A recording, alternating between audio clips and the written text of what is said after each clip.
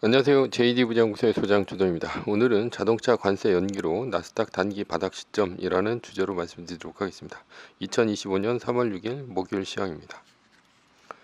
조던 777닷컴에서 매뉴얼과 함께 자산을 10년에 10배, 20년에 100배로 늘리시고 조기 은퇴하시기 바랍니다. 주소창에 조던 777닷컴을 치시면 됩니다. 유튜브 멤버십에서는 매뉴얼을 더 이상 운영하지 않습니다. 뉴욕 마켓워치 차 관세 한 달 면제 소식에 주가 올라가고 국채 달러 떨어졌다라는 기사가 있는데요. 어제는 나스닥이 1.46%, S&P 500 지수가 1.12%, 다우존스 지수가 1.14% 뛰면서 3대 지수 모두 상승했습니다. 메인 이슈입니다. 자동차 관세 연기로 나스닥 단기 바닥 시점. 어제 멕시코, 캐나다에서 미국으로 들어오는 미국 자동차에 대한 관세 연기로 나스닥이 하락해서 반등했습니다. 그렇다면 이것이 나스닥의 단기 바닥 시점일까요? 저는 이전 칼럼에서 트럼프가 만약 관세를 연기를 한다면 나스닥 단기 바닥이라고 얘기한 바가 있습니다. 그러나 이번 조치는 전 품목이 아니라 자동차에 대한 관세 연기이기 때문에 단기 바닥 신호라고는 볼 수 없습니다.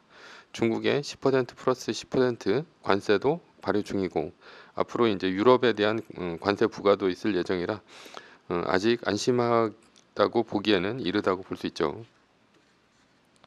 이러한 트럼프의 무차별적인 관세는 미국의 국채 수익률을 떨어뜨리고 있습니다. 글로벌 자금이 관세의 영향으로 불확실성이 커지자 안전자산인 미국의 국채로 몰리고 있는 중인데요. 트럼프는 이것을 노리고 일부러 증시를 박살내고 있다는 소문도 들립니다. 앞으로 미국이 6개월 동안 갚아야 할 국채가 7조 달러입니다. 그런데 국채 수익률이 높아지면 국채 발행 시 금리가 높아지기 때문에 미국의 재정 부담이 커집니다. 따라서 관세 폭격으로 증시를 떨어뜨려 미국의 국채 수익률을 떨어뜨린다는 소문입니다. 이런 이론이 맞다면 앞으로 미국의 증시는 지속적으로 관세 공격 때문에 최소한 6개월간은 떨어질 것으로 보이는데요. 따라서 아직 증시에 봄은 오지 않았다고 볼 수 있습니다. 물론 트럼프가 관세를 연기하면서 증시가 계속해서 떨어지는 일은 막을 수 있다고 봅니다. 아니면 경기 침체를 이유로 연준을 압박해서 금리를 낮추도록 트럼프는 압박할 수도 있겠죠. 그럼 또 주식이 올라갈 수도 있습니다.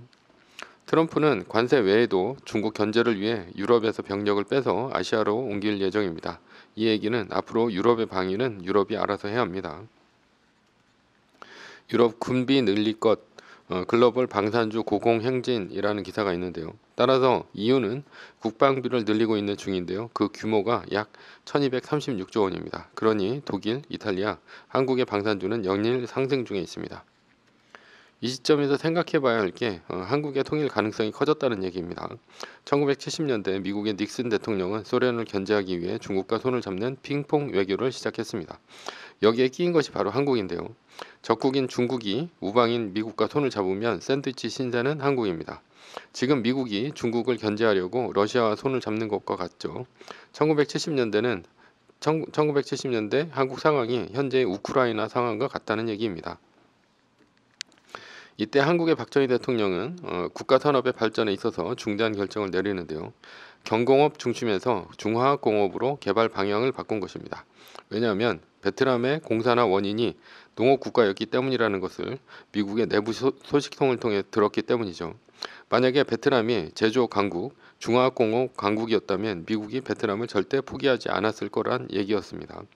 그래서 한국은 1970년대 국가 산업을 경공업 중심에서 중화공업 중심으로 체질을 바꾸었고 그 목표는 자주 국방이었습니다.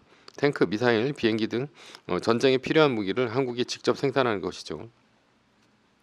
현재 우크라이나가 땅을 빼앗긴 상태에서 종전을 할 수밖에 없는 이유는 무기가 미국에 의존하고 있기 때문입니다. 미국이 지원을 끊어버리면 우크라이나는 맨손으로 싸울 수밖에 없죠. 어차피 패전입니다. 1970년대 이후 지금까지 미국과 중국이 가까워진 상태에서 한국은 중국의 심기를 건드리면 안 되었습니다. 예를 들어 한국의 미사일은 중국까지 가는 중거리 미사일을 개발하면 안 되었습니다. 중국을 위협할 수 있는 한국의 전술 핵무기도 철수해야만 했습니다. 게다가 닉슨은 주한미군을 철수한다고도 했습니다. 이것은 중국을 배려한 미국의 철저한 의도였습니다. 이러한 미국과 중국의 밀월이 깨진 것은 바로 시진핑 때문이었는데요. 시진핑이 중국몽을 얘기하며 중국이 미국의 턱 밑까지 경제적, 군사적으로 쫓아왔죠. 그러자 이제는 미국이 중국 고립 전략으로 돌아선 것입니다. 즉 시진핑이 미국에 도발하기 전까지 한반도를 둘러싼 4개국 미국, 중국, 일본, 러시아는 어느 누구도 한국의 통일을 원하지 않았습니다. 그러나 미국이 중국을 고립시키기로 한 이 시점에서 4개국 중 가장 강력한 미국이 한국의 통일에 반대하지 않습니다. 오히려 미국은 중국을 견제할 한국의 통일을 반길 것으로 보입니다. 미중 전쟁이 격화되면서 한국의 중거리 미사일 개발 제한은 이미 풀렸고요. 게다가 트럼프 진영에서는 북한 핵이 있는 마당에 한국에서도 자체 핵무장이 필요하다는 얘기가 나오고 있습니다. 1970년대부터 지금까지 이어온 미국과 중국의 밀월 상태에서는 한반도 통일은 꿈꿀 수가 없었습니다. 그러나 미중 전쟁이 시작되면서 한반도는 통일에 가까워졌다고 볼 수 있습니다. 결론입니다. 아직 증시가 바닥을 찍었다고 볼 수 있는 단계는 아니다. 매뉴얼입니다. 세계 1등 주식은 전고점 대비 2.5% 떨어질 때마다 10%씩 팔면서 숏을 치며 리밸런싱을 하다가 나스닥 마이너스 3%가 뜨면 숏을 치며 말뚝을 박습니다. 그러다 반등이 시작되면 V자 반등 리밸런싱을 하면 됩니다. 자세한 내용은 JD 부장구소 인강 사이트에서 강의를 들으시면 됩니다. 전제는 세계 1등 주식은 우상향합니다. 매뉴얼을 지키며 세계 1등에 투자하면 매년 25%의 복리로 10년간 10배, 20년간 100배로 재산을 불릴 수도 있습니다. 위의 상황은 매뉴얼일 뿐입니다. 따를 사람은 따르고 참고할 사람은 참고하시면 됩니다. 주식을 사고 파는 것에 대한 모든 책임과 이득은 본인에게 있습니다. 매뉴얼을 지키려면 머리를 쓰지 말고 머리를 쓰려면 매뉴얼을 지키지 맙시다.